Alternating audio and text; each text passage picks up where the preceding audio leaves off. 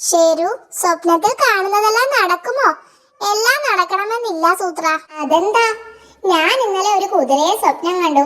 ആ മടിയും കുതിര ഒരടി മുന്നോട്ട് നടക്കില്ല.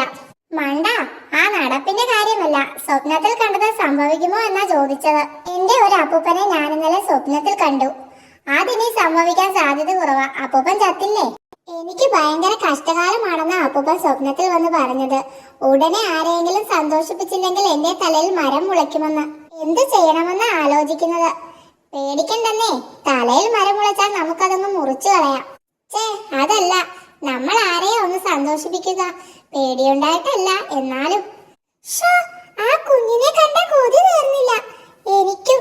ആരുടെ കാര്യമാ? ആ ചെപ്പടം കരടിക്ക് ഒരു കുഞ്ഞിനെ വളർത്താൻ കിട്ടി. ശരു, ഒരാളെ സന്തോഷിപ്പിക്കാൻ ചാൻസ് ആയി. അതെ, ആ കുഞ്ഞിനെ ഏറ്റവും ഇഷ്ടം എന്താണെന്ന് പറഞ്ഞോ? ഏറ്റവും ഇഷ്ടം നല്ല തെളിഞ്ഞ വെള്ളം തന്നെ. അതറിഞ്ഞാ മതി. വാ ശരു, നമ്മൾ ഈ കുഞ്ഞിനെ സമ്മാനമായി ധാരാളം തെളിഞ്ഞ വെള്ളം കൊണ്ട് കൊടുക്കും.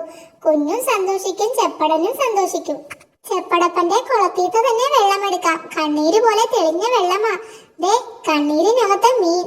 ചേട്ടാ, ദാ ഈ തെളിഞ്ഞ വെള്ളം ചേട്ടൻ വളർത്തുന്ന കുഞ്ഞിനെ സമ്മാനം. വെള്ളമെടുത്തപ്പോൾ ഈ മീനും കിട്ടി. ദ്രോഹികളെ, ഇതാടോ ഞാൻ വളർത്തുന്ന മീൻ കുഞ്ഞ്.